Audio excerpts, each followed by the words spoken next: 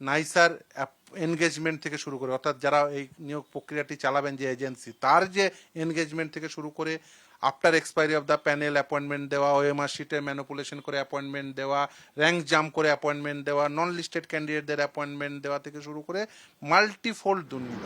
তুমি বৈধ কোনটা কোনটা অবৈধ এইটা যদি সেপারেশন না করতে পারো সেটা তো হচ্ছে জাজমেন্টের একটা ইরোনিয়াস পার্ট। কথায় বলে বাঘে ছুলে 18 ঘা আর উকিলে ছুলে 36। এসএসসি মামলায় রায়দানে তাই আইনি জট যেমন রয়েছে তেমন রয়েছে তরজা। মামলাকারীর আইনজীবী ফিরদৌস শামীম বলছেন, নিয়োগ প্রক্রিয়ায় যে সিস্টেম তা নিয়েই প্রশ্ন থাকছে ওএমআর এর বৈধতা নিয়েও। যেটার উপরেই নিয়োগ প্রক্রিয়া হবে সেই নিয়োগ প্রক্রিয়া ওএমআর শিটে কেউ পেয়েছে 0 থেকে 53 করে দেওয়া হয়েছে। এখন যদি ধরুন ওএমআর শিটে ম্যানিপুলেশন হয়ে থাকে তাহলে রেশিও কিভাবে মেনটেন হবে? পাল্টা রাজ্যের তরফে আইনজীবী কল্যাণ বন্দ্যোপাধ্যায় প্রশ্ন তুলেছেন, যারা যোগ্যতায় চাকরি পেয়েছেন তাদেরকে মামলায় পার্টি কেন করা হলো না? যাদের এই যে পুরো সবাইকার চাকরি খেয়ে নিলে, যারা চাকরি পেয়েছে 75% তো ভালো করে চাকরি পেয়েছে, তাদেরকে তুমি পার্টি করলে না, তাদেরকে তুমি শুনলে না, তাদের বিরুদ্ধে কোনো ইস্যু ছিল না কোনো সময় হাইকোর্টের কাছে। পাল্টা ফিরদৌস বলছেন, গোটা প্যানেলেই আপাতমস্তক দুর্নীতি। মমতা বন্দ্যোপাধ্যায়ের মন্ত্রিসভা তথা ক্যাবিনেট কিভাবে সুপার নিউমেরিক পোস্টের অনুমোদন দেয়? আদালত সে কথাই বলেছেন। ইভেন আদালত প্রশ্ন করেছেন সুপার নিউমেরিক পোস্ট তৈরি করা নিয়ে। 8 নম্বর যে ডাইরেকশনটি সেটা অত্যন্ত তাৎপর্যপূর্ণ। CBI will undertake further investigation with regard to the persons involve in the state government approving creation of supernumerary post to accommodate illegal appointment. If necessary, CBI will undertake custodial interrogation of such person involved. এই পয়েন্টের সাপেক্ষে obviously আমি বলবো মমতা বন্দ্যোপাধ্যায়কে immediate custodial interrogation করা হোক।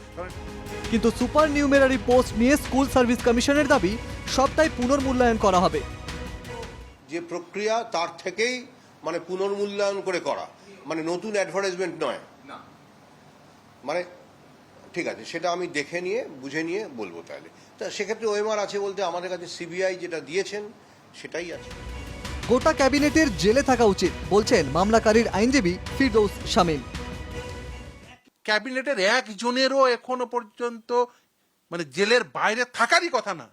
Immediate গোটা ক্যাবিনেটকে জেলে নেওয়া উচিত, গোটা ক্যাবিনেটকে।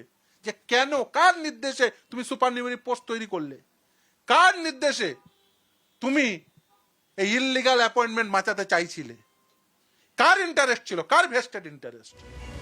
বিজেপি ও সিপিএম এর আইনজীবীদের দৌলতেই যে চাকরি প্রার্থীরা আন্দোলন করছিলেন তারা এখন কোন পক্ষে যাবেন? পাল্টা তো কল্যাণে। কাদের আন্দোলন চলছিল? যারা প্যানেলের নাম ছিল চাকরি পায়নি, তাদের তো আন্দোলন চলছিল না? হ্যাঁ কি না বলুন না, একটু শুনি। আমি ভুল বলছি না তো? আজকে থেকে তারা কি করবে? তাদের আন্দোলন কোন দিকে যাবে?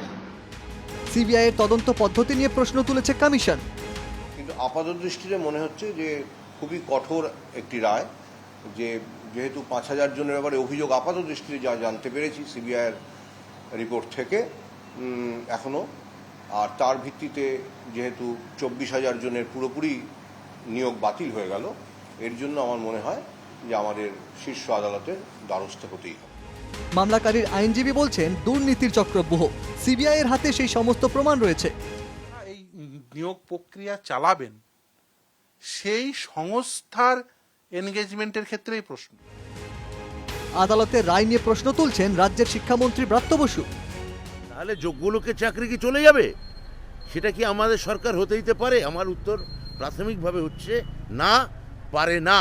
এবং যোগ্য ঠিক মনে করছে যে তারা সুপ্রিম কোর্টে যাবে এবং তারা আমাদের কাছে বলেছে, তো আমরাও আইনি পরামর্শ নিয়ে দেখবো যে দপ্তরে যেতে পারে কিনা। চাকরি বাতিলের যথার্থতা নিয়ে যখন প্রশ্ন তুলছেন রাজ্যের শিক্ষামন্ত্রী, তখন রাজ্যের আইনজীবী গোটা বিচার প্রক্রিয়ার বৈধতা নিয়েই প্রশ্ন তুললেন। আর এই জাজমেন্ট স্টে হবে একদম।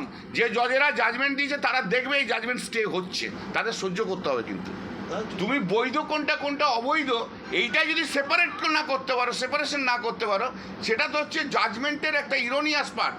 এটা কোনো জজের অদক্ষতা বলবো আমি।